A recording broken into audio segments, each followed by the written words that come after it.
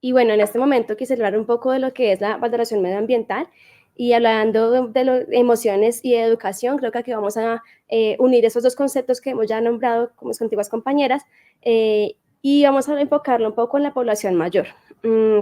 Mi experiencia es un poco más en el área de geriatría y gerontología y esta valoración medioambiental nace del Centro de Cuidado Clínico de Ortogeriatría de la Fundación Santa Fe de Bogotá.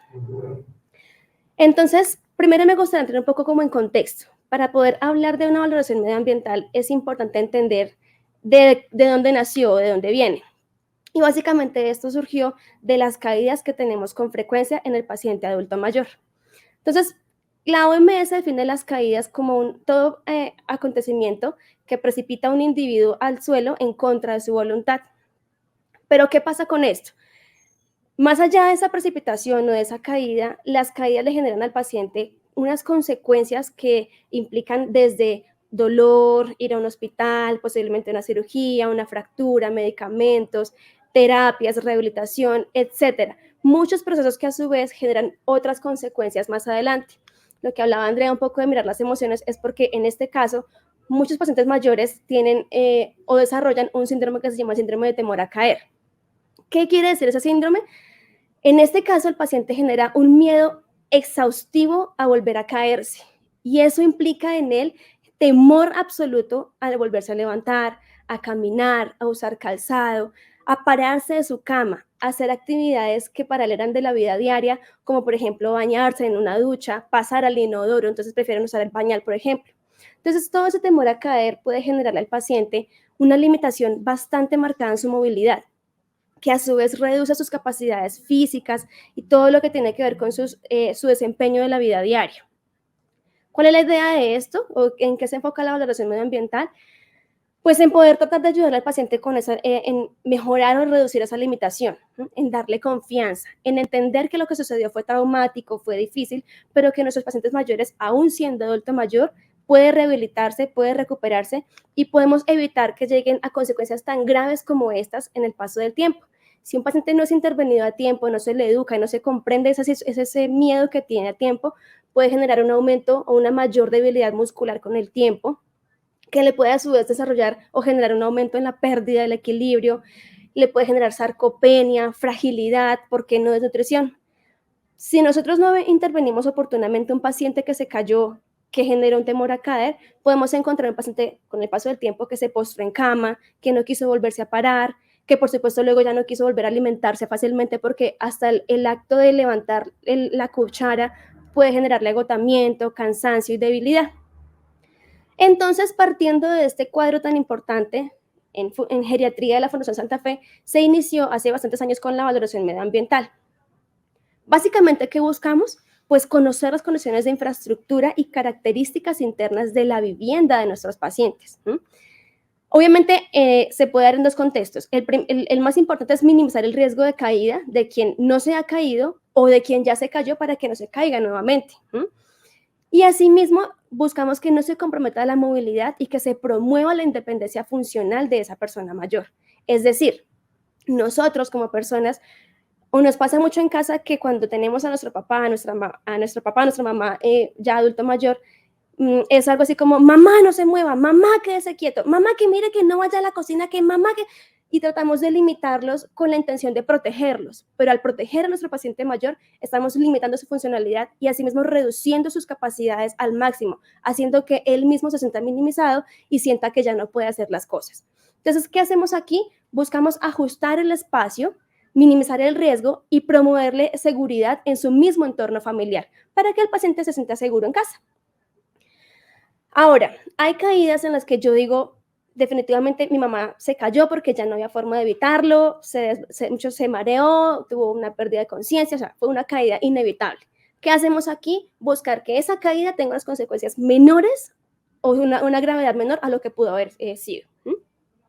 Finalmente, pues como lo dije, es conocer y controlar las barreras y obstáculos que hay en la vivienda para generarle al paciente un entorno seguro. Entonces, la idea es que en esta charla quiero contarles lo que desde Geriatría en la Santa Fe hemos hecho evaluando la vivienda del paciente. Sé de antemano, pues si todos son enfermeros o otro tipo de profesionales, que educamos siempre al máximo y que por lo general nos toca hacerlo en una consulta o en el ámbito intrahospitalario. Idealmente, si ustedes pueden ir al domicilio del paciente y ver la casa de él para poder hacer una intervención paso a paso de la vivienda, mucho mejor. Pero si no, aquí lo que tenemos es un aspecto general de lo que sería una casa. En la educación al paciente y su familia, tratamos de mostrarles un panorama general en el que les decimos, piense en su casa y cómo podría ser adaptada. Entonces, lo primero que uno mira cuando llega a la vivienda es el piso de esa casa. Tenemos que detallar cómo es ese suelo. Es un piso en baldosa, es un piso en mármol, es alfombrado, es una madera laminada. ¿Y por qué eso es importante? Obviamente que según el tipo del piso, así mismo también va a ser la gravedad del impacto de la caída, por ejemplo. Pero tenemos que en estas recomendaciones que le hacemos a la familia tener en cuenta el aspecto económico. Por ejemplo, yo no le puedo decir a la familiar, no, mire, su piso es en mármol o es en baldosa, tiene que cambiar todo el piso de la casa. Tal vez no, pero sí cuando yo llego a la vivienda y veo que hay un piso de mármol muy brillante, muy liso, ya me puedo estar alertando de que puede haber un deslizamiento. Y la recomendación que tengo que enfocar es hacia el calzado del paciente, por ejemplo. Entonces, aquí tenemos la lista que les contaba. La idea es que hay unas preguntas en las que yo le formulo la pregunta al familiar, o que si de pronto por algún motivo yo no tuve el tiempo de dar la educación en el ámbito hospitalario, no pudiera estar en la casa, pudiera entregar una lista de chequeo en el que la persona pueda ir verificando paso a paso qué es lo que puede ir modificando en su vivienda. Entonces, ¿qué miramos? Ay, perdón. Si cuando el paciente atraviesa de una habitación a otra, tiene que rodear algún tipo de mueble.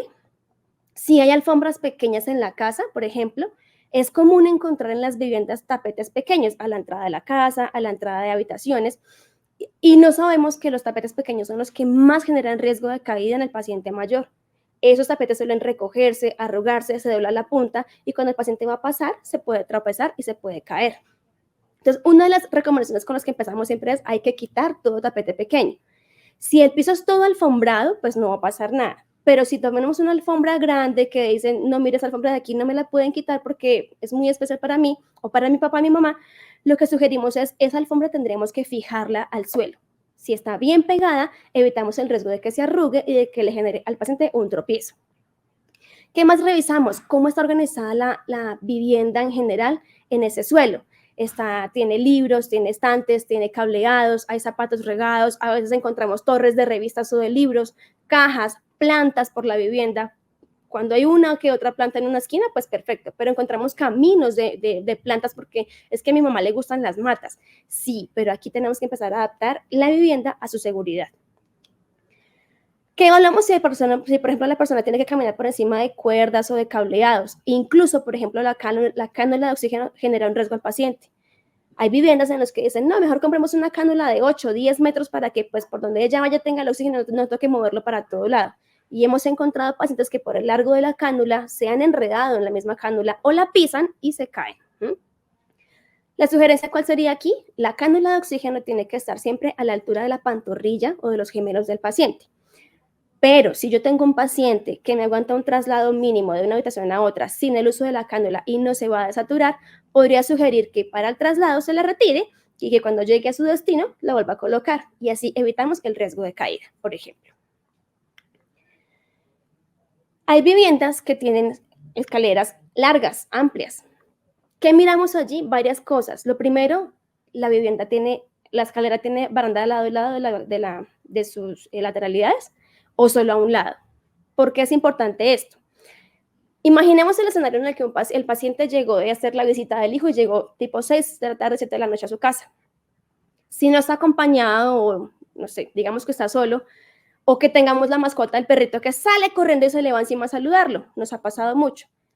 La baranda le ayuda al paciente a sujetarse, pero si solo está de un lado, él tendrá que empezar a buscar o estirarse para agarrar esa baranda. Si yo digo, no, mire, imposible colocar dos barandas, la opción es una muy buena iluminación. Y la iluminación debe incluir que el recorrido completo de la escalera esté iluminado y que apenas llegue el paciente se pueda iluminar.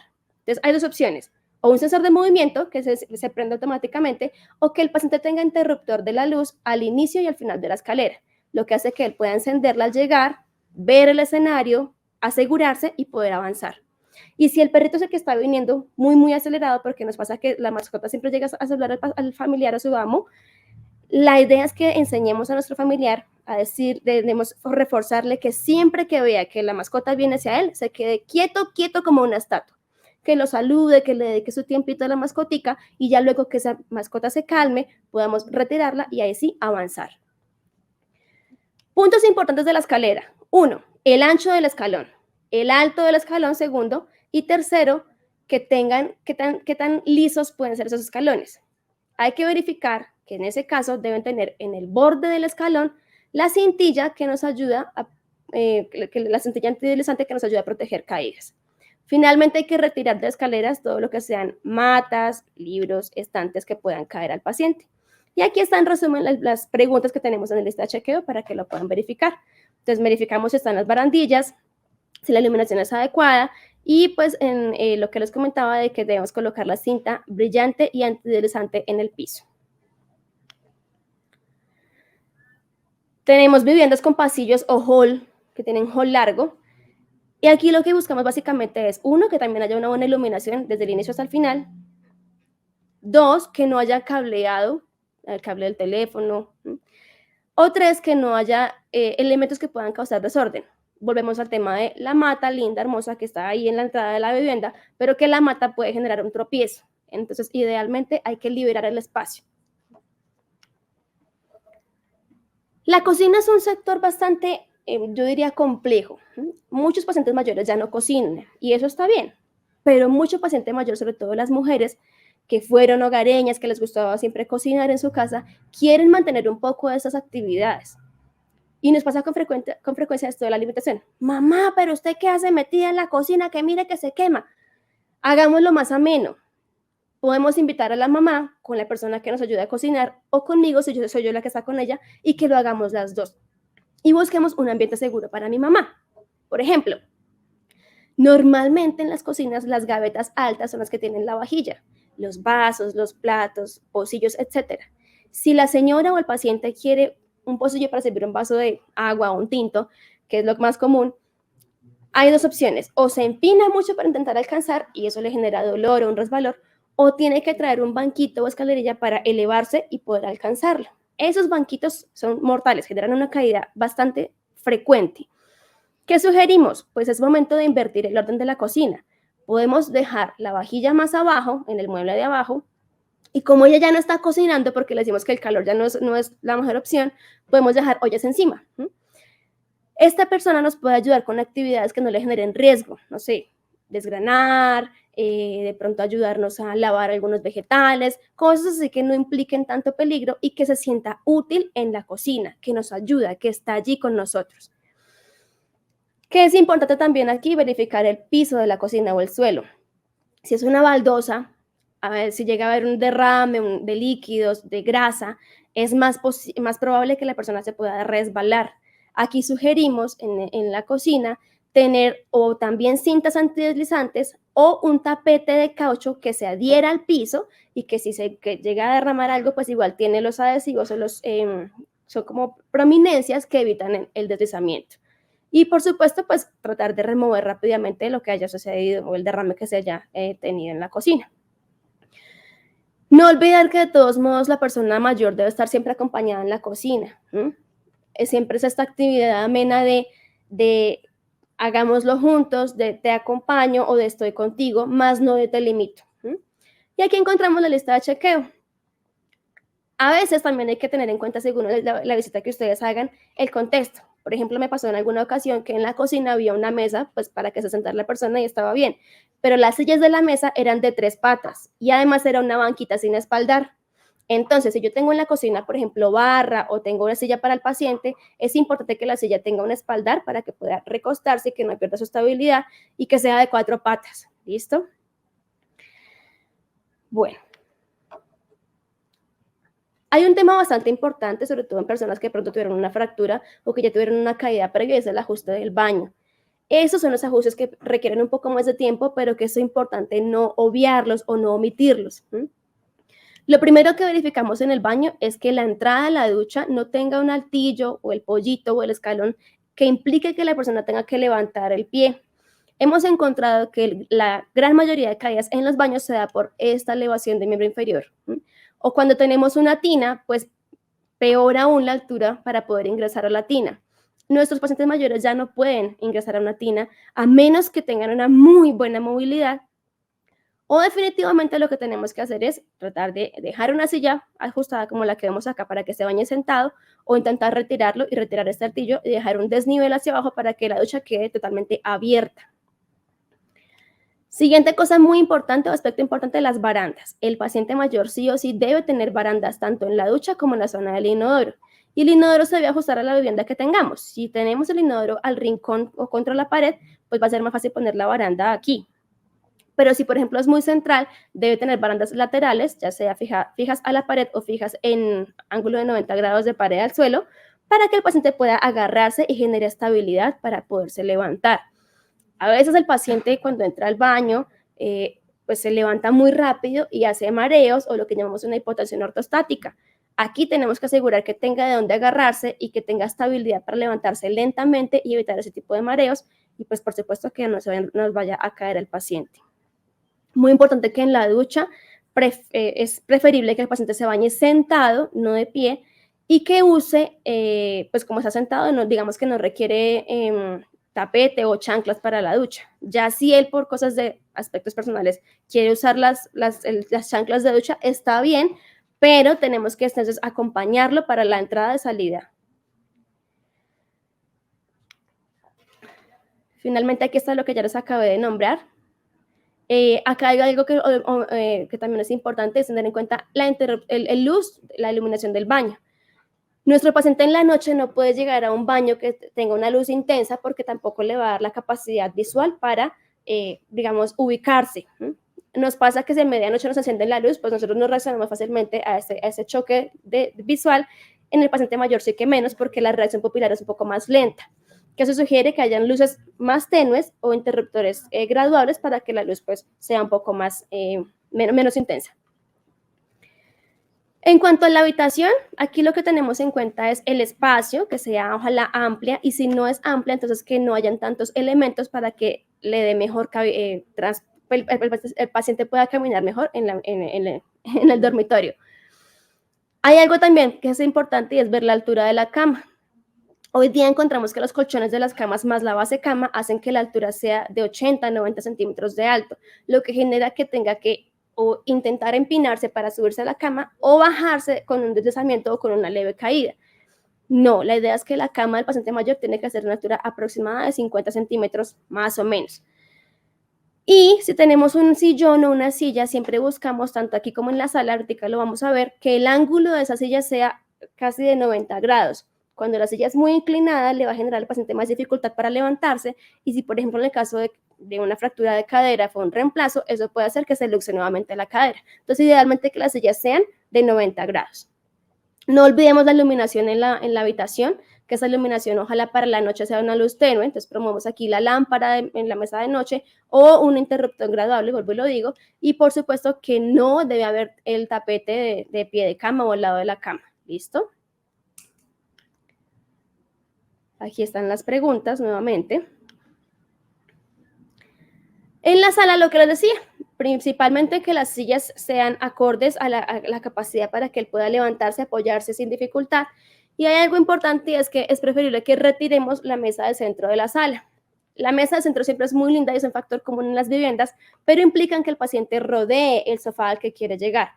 Cuando tenemos además la bala de oxígeno o el caminador o una marcha no tan estable, la mesa de centro puede obstruir un recorrido derecho o directo y pues causarle más dificultad al paciente. Entonces es ideal arrinconarla y tratar de dejar el espacio abierto y libre para el paciente.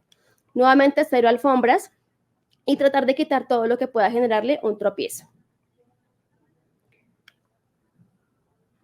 Finalmente cierro con algo muy importante y es el calzado. Cuando el paciente está en casa, es frecuente que se le diga como, no, mamá, tranquila, es que está haciendo mucho frío, o el papá le traje los zapatos acolchaditos, la babucha, pantuflas, que esos son calienticos, pero no es el tipo de calzado que le genere seguridad y estabilidad al pie. Por eso, aún en casa, el paciente debe usar calzado tipo cordón o pues de cuero, pero que sea cerrado, con suela antideslizante, que le genere además comodidad al pie. El zapato no debe apretarle, el pie debe reposar por completo y además debe generarle seguridad. En este caso, sobre todo en las mujeres que son mayores, se sugiere que ya no debemos tener un tacón alto, pero hemos encontrado mujeres muy elegantes que mantienen su zapato, digámoslo así, de tacón. Entonces se sugiere un tacón muy pequeñito, de no más de 2 centímetros, y ojalá con cámara de aire o que genere un menor impacto a la hora de dar el paso.